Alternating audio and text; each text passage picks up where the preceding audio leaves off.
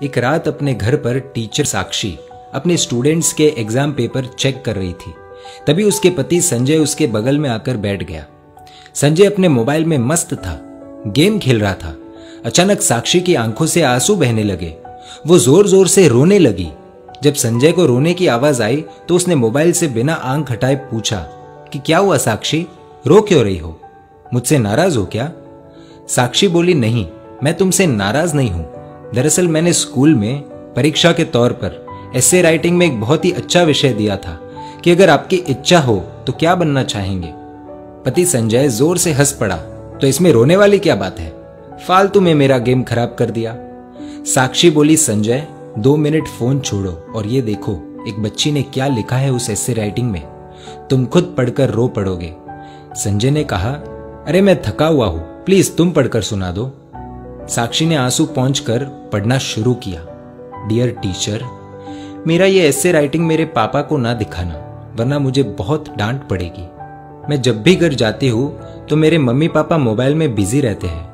मेरी तरफ देखने का भी बहुत कम टाइम मिलता है उन्हें। मोबाइल का इतना ध्यान रखते हैं वो, इतनी केयर करते हैं मोबाइल की।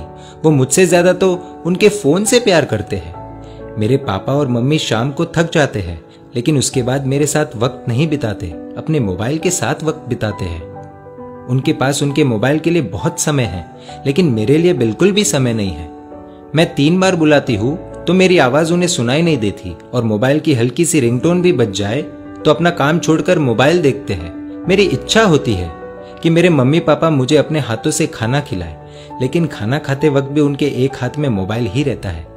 मैंने तो सुना था सुबह उठकर एक माँ अपने बच्चों को उठाती है, देखभाल करती है, लेकिन मेरी मम्मी सुबह उठते ही मोबाइल देखती है, मुझे कभी नहीं उठाती।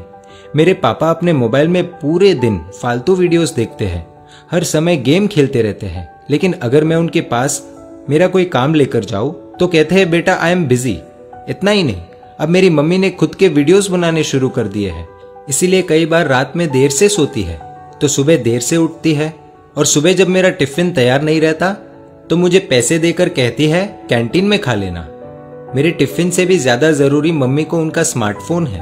हाँ, डॉटर्स डे के दिन दोनों मेरे साथ फोटो लेते हैं, और वो मेरे लिए नहीं, अपने अपने स्टेटस में डालने के लिए, जिससे दुनिया को पता चले कि वो भी ट्रेंड के साथ चल रहे हैं। वीडियो कॉलिंग पर अपने दोस्तों के साथ 1-1 घंटे तक बातें करते हैं, लेकिन जब मैं कोई कहानी सुनाने कहूँ तो कहते हैं बेटा इंटरनेट पर सुन लो। वो दोनों ही मेरी आदतें बिगाड़ रहे हैं। फिर कल अगर मैं गलत रास्ते पर चली गई तो पूरी दुनिया मुझे गलत बताएगी।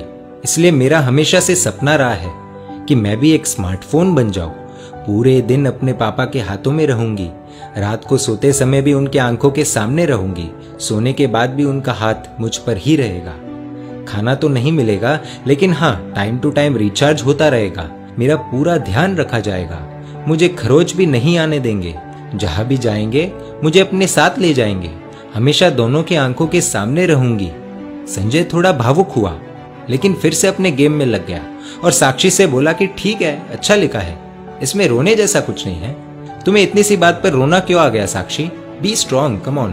तो साक्षी ने कुछ ऐसा कह दिया कि खुद संजय भी अपने आप को संभाल नहीं पाया। साक्षी बोली कि संजय, ये ऐसे जिसने लिखा है वो अपनी ही बेटी है। दोनों के आंसू रुकने का नाम नहीं ले रहे।